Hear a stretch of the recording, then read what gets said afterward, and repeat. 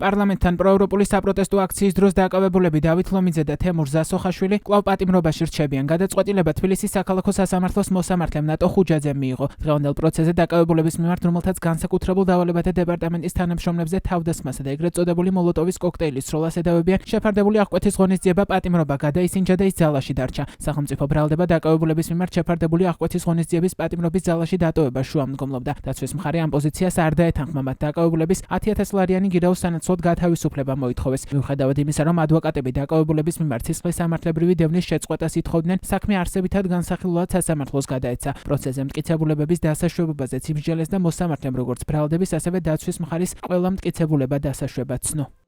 ცნობთ თუ არა თავს დამნაშავედ წარდგენილ ბრალდებაში. ასმოთ, კი ბატონო, დავზადეთ.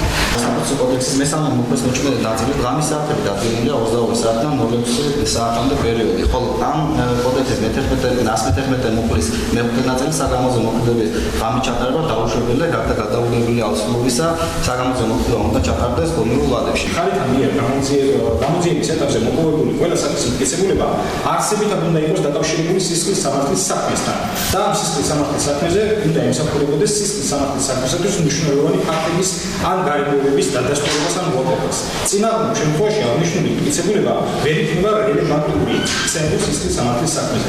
სწორედ აღნიშნულის დათვალისწინებით დაცვის მხარის მიაჩნია, რომ სისხლის სამართლის ნომერ 010422400 საქმეზე დავით ლომიძის მიმართ და მათ შორის თეიმურაზ ზასოხაშვილის მიმართაც ნივთიერი მტკიცებულებების სახით საქმეს ეფრის ისეთი საგნებითო ობიექტები, რომლებიც ამ საქმეზე წარდგენილ ბრალდებასთან მიმართებაში არათუ რელევანტური არაა, არამედ შეუძლებელია ლოგიკური კავშირის დადგენა ბრალდებით გათვალისწინებების სადავო და ამ ნივთიერ მტკიცებულებებს შორის.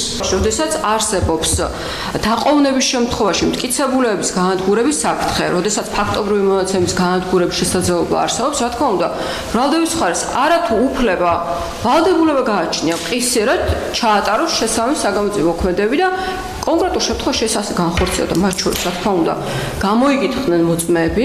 სასამართლო პროცესს არ ესწრებოდა დავით ლომიძე. მოსამართლემ პენიტენციური დაწესებულებიდან წარმოდგენილი ოქმი და განცხადება წაიკითხა, რომლის მიხედვითაც ის პროცესზე დასწრებაზე უარს აცხადებდა. ადვოკატმა სასამართლო პროცესზე განაცხადა, რომ ლომიძის თანამესაკნისგან, რომელმაც ციხეშეწყალების საფუძველზე დატოვა, აქვს ინფორმაცია, რომ ლომიძეს ჯანმრთელობის პრობლემა აქვს, კერძოდ კი ხერხემალი და ფეხის ტკიოდა.